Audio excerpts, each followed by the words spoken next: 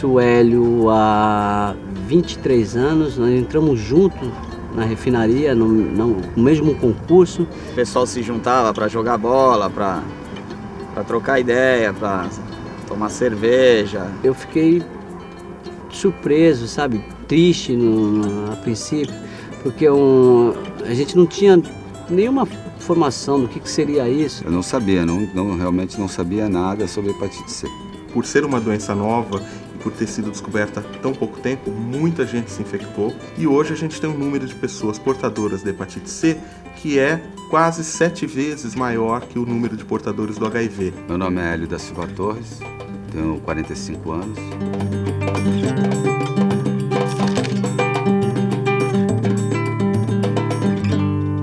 Tudo começou em 2001, quando eu fiz um exame periódico pela Petrobras, né? E meu TGO-TGP deu alterado, que são umas enzimas do fígado, né?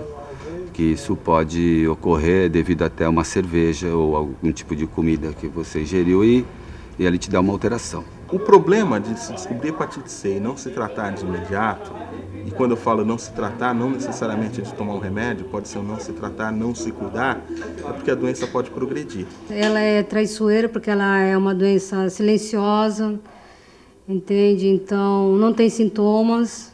Quando acontecem os sintomas, que já está bem adiantado, o fígado já está bem abalado. A cirrose hepática é o grau mais avançado da doença.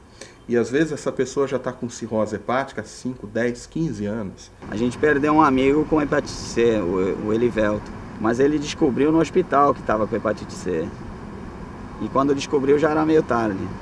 Eu descobri por motivos de outro problema e pela sorte de ter caído na mão de um médico infectologista, especialista em hepatite, que fez os exames e detectou, não é? Como eu tinha muita cólica renal, tinha sido internado algumas vezes com cólica renal, resolvi ir ao médico. Aí eu fui internado, fiz todos os exames e constatou-se que eu tinha hepatite C, já com uma cirrose descompensada. Como não houve prevenção, tratamento, porque eu estava num estágio adiantado de cirrose, né, hepática, me restou entrar na fila de transplante, onde me encontro há 4 anos. A pessoa pode ter cirrose, pode ter câncer de fígado e não sentir absolutamente nada. A hepatite C, para ser diagnosticada, ela precisa de um exame de sangue específico, que é feito ou quando a pessoa doa sangue, ou hoje em dia já faz parte de muitas consultas de rotina, as pessoas já incorporaram a prática de solicitar a sorologia da hepatite C, né? Aí, quando teve essa palestra que eu vim aqui assistir, o Evaldo, então eu falei, pô, esse médico é bom. Ele era infectologista, e eu gostei da palestra dele e falei, pô, vou marcar uma consulta com o doutor. E foi aí que tudo começou. Dá uma olhada. Ok.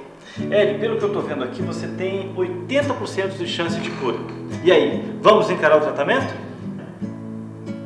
Eu falo isso, Hélio, porque a medicação tem muitos efeitos colaterais e é preciso uma mudança muito grande de rotina.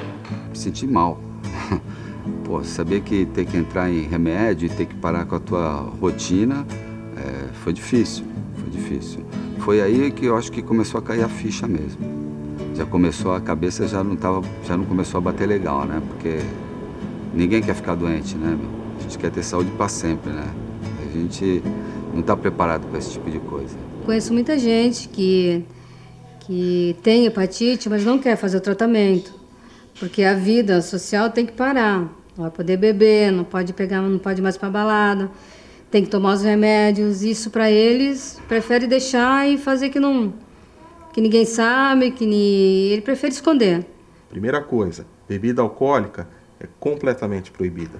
O vírus, principalmente da hepatite C, ele tem uma forma de replicação muito acentuada.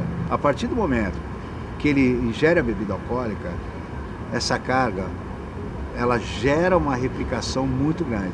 Segunda coisa, esse é um conhecimento recente, controle do peso. As pessoas que têm hepatite C devem evitar a todo custo a obesidade, o colesterol alto, triglicérides alto, o diabetes, porque essas alterações metabólicas, elas pioram a doença no fígado, elas devem também evitar automedicação, para que remédios que ataquem o fígado possam piorar a sua condição. Quem tem hepatite C é mais vítima do que culpado.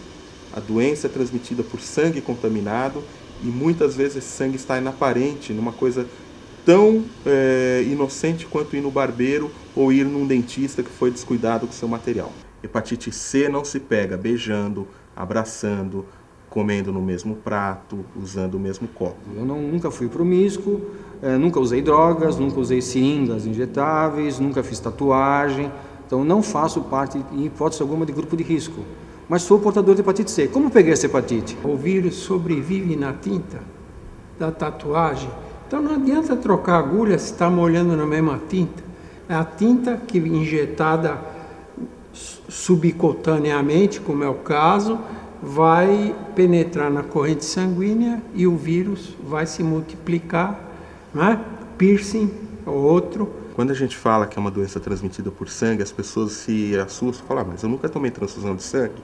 Então um dos papéis que a gente faz é educar as pessoas para mostrar que o sangue, muitas vezes, ele está escondido em coisas corriqueiras. Quem nunca foi num barbeiro e fez o pé do cabelo com aquela navalhinha e o barbeiro não tinha trocado a lâmina? A hepatite C mudou nossos hábitos em casa devido a ter cuidados. Tudo dele foi separado. Aparelho de barba, escova de dente, essas coisas que poderiam ter algum tipo de contato sangue com sangue, até para mim poder, né, proteger a minha família, né? Nós tivemos que ter mais cuidados, usar preservativo. Assim como houve no início da epidemia da AIDS a difusão equivocada da ideia de grupos de risco associando a doença a comportamentos moralmente condenáveis, existe o perigo de confundir risco moral com risco de infecção pelo vírus das hepatites também. Viram como Pedro ficou intrigado por se descobrir portador? As hepatites por vírus estão ficando mais conhecidas e também mais comuns. As formas de prevenção também estão ficando mais conhecidas e as pessoas estão aprendendo a se cuidar melhor. E para quem já é portador, além de evitar a transmissão para outras pessoas, existe a possibilidade de conseguir tratamento. O tratamento inicialmente era feito com uma droga chamada interferon. O interferon é um remédio injetável que aumenta a imunidade do organismo e, através desse aumento da imunidade, consegue-se ou não eliminar o vírus. Pouco tempo depois, começou a se utilizar, junto ao interferon, um outro comprimido chamado ribavirina, que tem uma ação parecida. Ele melhora a imunidade do paciente, auxilia o interferon nos seus efeitos e também dificulta a vida do vírus de hepatite C. Na época, eu acho que essa medicação que eu tomava aqui, a ribavirina, junto com o interferon, estava em torno de R$4.000 por mês, né? Então eu não tinha condições de pagar, então eu tive que pegar no SUS mesmo, né? Então existem alguns procedimentos burocráticos para que esse medicamento seja distribuído, mas ele, uma vez preenchidos esses pré-requisitos, o medicamento é distribuído. Uma das formas de aprender a se cuidar é aprender sobre como acessar esses tratamentos, uma forma de exercer nossos direitos e nossa cidadania. A pior fase foi no primeiro ano, né, que onde eu tomei a medicação direto, né, perdi 12 quilos na época e perdi um pouco de cabelo, né, então isso magro, feio e então inseguro, né, então isso tudo era muito difícil, né. Comecei a fazer o tratamento, só que o meu organismo não aceitava o tratamento. Os remédios, os tratamentos são válidos para pessoas que estão num estágio menor evolutivo. Se não houver prevenção, nós vamos cada vez mais aumentar a fila de transplante. Aliada à prevenção, nós temos que incentivar a doação. Eu tive a sorte de ter uma irmã que viva doou uma parte do seu órgão para mim. Colocou sua vida em risco para me dar a vida.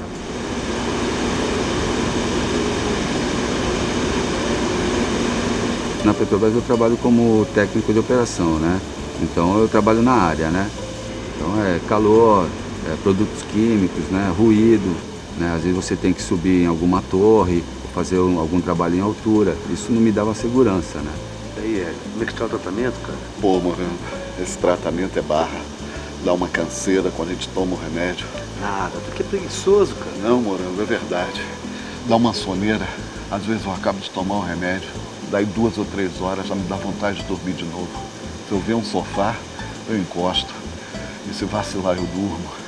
Eu não tinha condições de ficar na área, então eu acabei decidindo por parar de trabalhar. Para ele foi difícil, ele ficou com medo. Deu medo de ser mandado embora, medo de não saber o que pode acontecer quando voltar, né? Mas eu tive todo o apoio da chefia, entendeu? Dos meus companheiros. Inclusive, quando eu me afastei, eu comentei com eles, avisei que eu ia realmente me afastar. E eles falaram que o importante era eu ficar bom, não me curar, que lá eles seguravam a bronca. A melhor estratégia para lidar com isso é a clareza, é o jogo aberto. Nem o trabalhador omitir o diagnóstico, nem a empresa, o empregador ser um bicho-papão, ser uma pessoa ali que exerça uma pressão negativa, né? Eu me afastei em janeiro de 2002, né? E fiquei afastado e voltei ao trabalho em dezembro de 2003. Então isso aí deu quase 2 anos, né? Sempre que o trabalhador estiver diante de uma situação como essa, ele deve conversar com o seu médico, com o serviço social da sua empresa de recursos humanos, para ver quais são os benefícios aos quais ele tem direito. Perder a saúde e a capacidade de trabalhar é um medo muito razoável. Por isso, se cuidar é melhor do que ficar se enganando e não fazer o que é preciso para recuperar a saúde.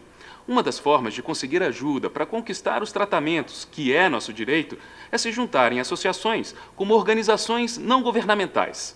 Eu falei para ele que tinha um grupo, né, um grupo Esperança lá no sindicato, que era o Jeová, que era um companheiro que trabalhava junto com a gente. O Grupo Esperança foi fundado em novembro de 1999.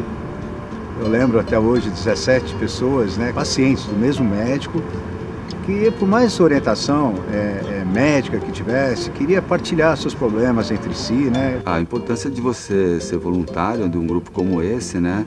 É o contato que você tem realmente com outras pessoas que têm o mesmo problema, né? Temos voluntários, né, da área, né, de psicologia. Temos alguns convênios com universidades para também amenizar as reações adversas com fisioterapia, né? E também temos uma interação muito importante com os médicos. Tivemos reuniões também de família, de casais, né? Para poder a gente também saber como trabalhar com ele, para ter paciência, porque ele ia ficar muito nervoso, alterado, ia ficar deprimido também. No começo, a irritabilidade era grande, né? Então a gente tinha todo um esquema que a gente tinha que montar com a minha esposa, com as minhas filhas que eram pequenas, né, na época. A maior parte do dia ele ficava deitado e a gente não podia fazer muita bagunça e tal. O Hélio sempre foi de sair muito, de ter churrascada, futebol. Isso tudo teve que parar. Então isso abalou muito ele. A gente também teve que se ajustar, né? Em função disso. Já que ele não pode beber, vamos fazer alguma coisa que não envolva bebida. Se ele não pode ir em tal lugar, porque tem algum tratamento para fazer, a gente vai em outro dia. A gente se adaptou à situação também, né? Para poder apoiar. Mas a casa sempre estava com os irmãos, os amigos mais chegados, que sempre foram muito, muito unidos. Fernando! Morango, que bom te ver, rapaz. Sabe como é? A gente estava com saudade do cafezinho da Vânia. Como você anda meio sumido, a gente resolveu te visitar. A gente veio unir o útil ao agradável. O apoio no tratamento sempre é bom. Mesmo quando a gente chega só para tomar um cafezinho na casa da pessoa, a gente pensa que não, mas só o fato de dar um telefonema, a gente está dando um apoio para a pessoa nessa hora.